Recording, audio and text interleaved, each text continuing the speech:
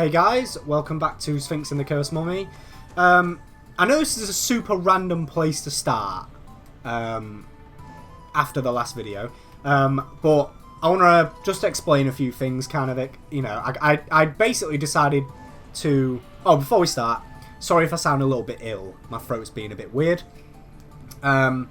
Also, right, okay, so I decided to remove some of the footage that I recorded in my last session purely because a lot of it was me sort of walking around kind of not really sure what I'm supposed to do, so I've kind of looked into it. However, I did do a few things off camera, but it's nothing too big. So, the first thing I did was I used the blowpipe to hit all three of these things, and it gave me, I believe it's called an anchor, I believe they're called, and there's, you have to collect 4 of them, and it gives me another piece of life, basically, once you collect all 4. Now, I managed to collect 3 so far. One of them I collected from shooting those. And also another thing I managed to do was I collected all the things inside. Now, I'll go show you. It's probably the easiest way. Oh, another piece was, I'll show you where another piece of the anchor was when I get there. Smash a few of these.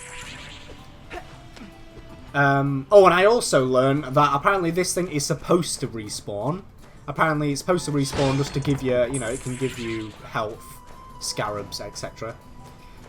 Now, one of the pieces of the anchor was down underneath there. I had to break through there. And the way I broke through was basically, I used some of the capture beetles to capture some of these dudes.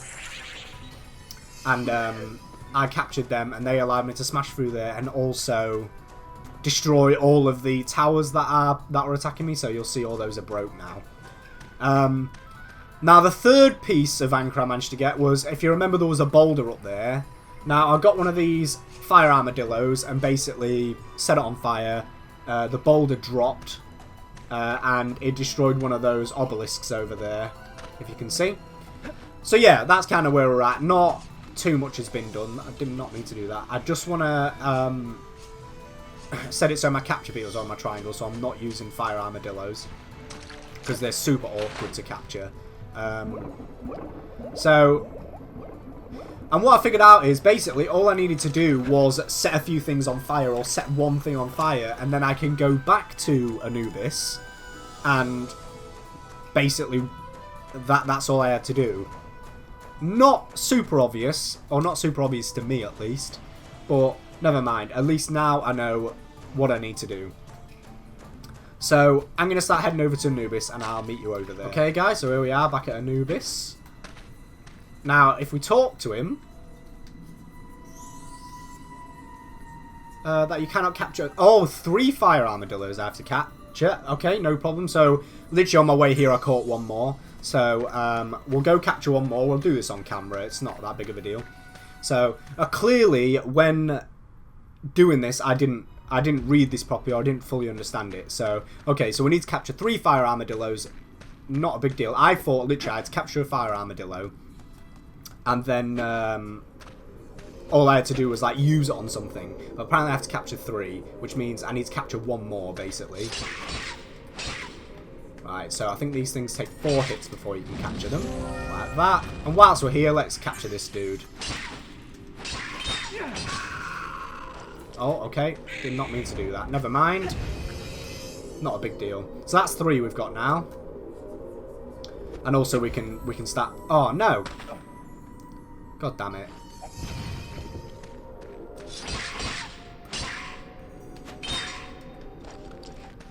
There we go. That's 4. Nice one. Right, I'm not going to capture any more right now. It seems that these things you have to pretty much grind if you want to try and unlock all the boxes. So, and I don't know if I'm interested in unlocking them all. Also, you might remember in there was 2 wooden... sort of sides, you know, with like urns in. I have tried to use the fire armadillos on them, and they don't open. So, it's not fire that I have to use on them to break them open. So never mind. Or at least not a fire armadillo I have to use. Okay, let's see what he has to say. Ah, you succeeded. I expected you to fail like your friend Horus. It seems you are made of sterner stuff. Very well. These curse stones will free 2 of the inhabitants of the Cursed Palace. Now, you not only have the power to capture an enemy, you can also release fire armadillos and slim burbles. These creatures are powerful tools that will aid you in your quest. Use them wisely. I may call upon you again in the future, Sphinx. So the slim burble things are those things that that explode, basically. So it seems that you can capture everything, all enemies, to put them in the museum, basically to build up the collection. But if you want to actually capture things to use, you know, like the fire armadillos, the only things that actually do anything are the fire armadillos and the slim burbles, and that's for fire and explosions, basically. So, but yeah, I did a little bit of research. Oh, I need to go back down. Did a little bit of research, you know, kind of watched. I haven't watched the whole of the game. I didn't want to ruin everything, but I watched a little bit ahead just because I didn't want to spend, you know, 3 or 4 videos of me just walking around trying to figure out what's going on, because it's just not that entertaining to watch. So, oh, right, where to now then?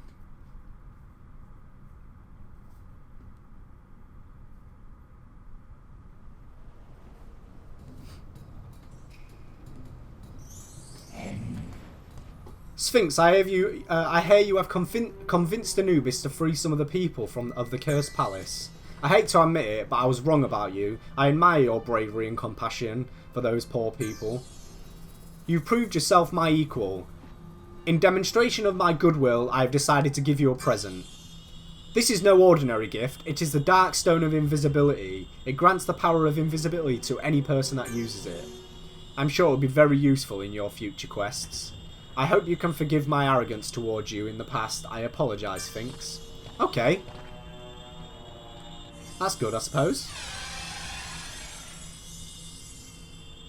Don't use it. It's a trap. Oh. That really is the Dark Stone of Invisibility, but the power of invisibility has a nasty side effect. It causes instant death. Right. Okay, then. Of course, Tutankhamun will be able to use it without danger to himself. Keep the stone for now. We will send it to our friend the mummy when we get the opportunity. I'm afraid you must not trust Horus any further. Jealousy of your achievements has clearly affected his judgment. Who knows his true motives? Perhaps the survival in Uruk was not simply a matter of good fortune. Ah. Okay. So what? He survived... like somebody rescued him, or... Oh dear. Did not mean to free that. Oh, don't get me! Okay. Interesting. I actually thought he was going to start helping me out there, but apparently not. So let's go to the tower over here, or the... whatever it's called, and free some of those guys. And see what we get from them. Oh! Oh, don't need to use that. I tell you what, whilst I'm here, I best save, because this game seems pretty brutal. I've died a lot off camera, and yeah, it's not fun. You basically go to your last save point, which makes sense, but sometimes you can lose so much progress, and it really is frustrating. So let's see. Let's head in here. And also, as far as I remember, there's these laser dudes in here that I had to kill. I don't know if they respawn or not. But if they do, and they kill me, at least I've not lost a lot of progress. Oh, we'll actually capture... we'll get these as well whilst we're here. Might as well collect everything we can. There we go. Okay, so they haven't respawned, so that's not too big of a deal. At least we'll have to deal with them again. Now, I don't know... was it yellow and red, I believe we collected? I don't know where they are. Well, red's here, apparently. Oh. Wait, did these respawn? Oh!